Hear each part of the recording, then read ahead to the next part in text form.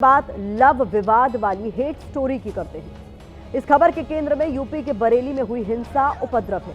आपको पता होगा, बीते कुछ दिनों से आई लव मोहम्मद और आई लव महादेव को लेकर देश में तनाव का माहौल बना हुआ है। चंद पोस्टरों के जरिए इंसान को इंसान से लड़ाने की कोशिश हो रही है। आज कुछ लोगों की ये कोशिश कामयाब भी होती हुई नजर आई, जब त्योहार के सीजन में यूपी के एक शहर का माहौल बिगड़ गया। बरेली में जुमे की नमाज के बाद प्रदर्शन हुआ, पुलिस पर पथराव हुआ, इसके बाद लाठीचार्ज हुआ। सवाल यह है कि मोहम्मद को महाकाल से लड़ाने की कोशिश आखिर कौन कर रहा है? क्यों I love Mohammed, I love Mahakal की बात की जाती है, आई लव मानवता की बात कोई नहीं करता? दुनिया में मानवता से बढ़कर भला और कौन सा धर्म है?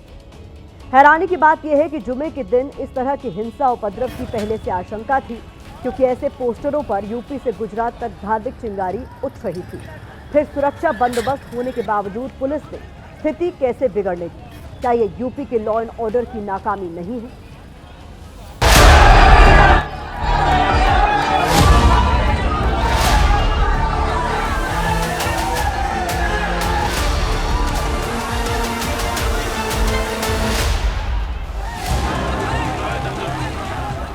बरेली में जुमे की नमाज के बाद सैकड़ों प्रदर्शनकारी सड़कों पर उतर आए।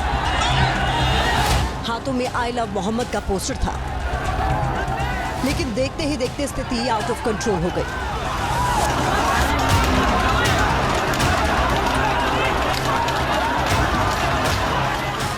एक तरफ से पत्थर चल रहे थे और दूसरी तरफ से लाठियां भाजी जा रही थी।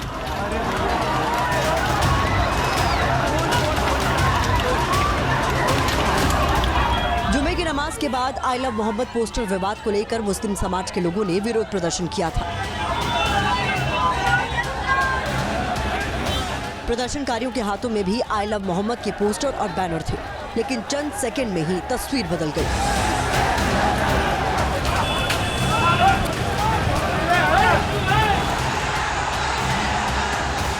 बिहारीपुर स्थित आला हजरत मस्जिद के पास इकट्ठा हुए प्रदर्शनकारियों को पुलिस ने समझाने की कोशिश की थी, लेकिन प्रदर्शनकारियों ने पुलिस पर पथराव कर दिया। चारों तरफ फैले इन प्रदर्शनकारियों में युवा भी थे और नाबालिग भी।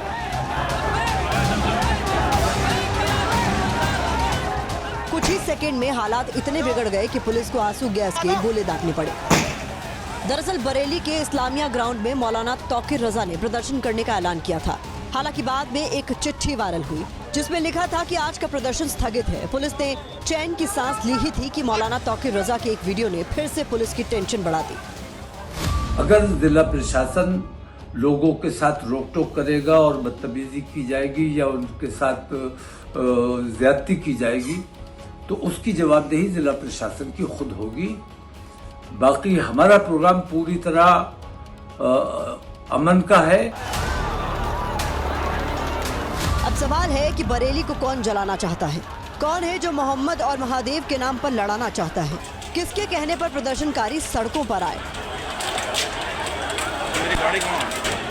ये ऐसी मानसिकता के लोग हैं जिनको भारत का विकास, देश का विकास और उत्तर प्रदेश का विकास पच नहीं रहा है।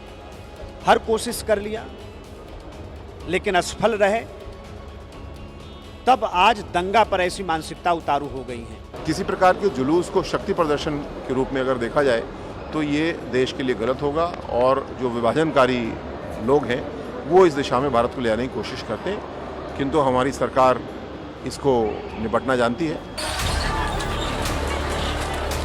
सवाल पुलिस पर भी है। जब पहले से ही पता था कि जुमे के दिन सैकड़ों लोग एक जगह इकट्ठा होंगे, लोग प्रदर्शन करेंगे, तो फिर हिंसा कैसे हो गई? हालांकि अब पुलिस इस हिंसा में शामिल लोगों की धरपकड़ में जुट गई है।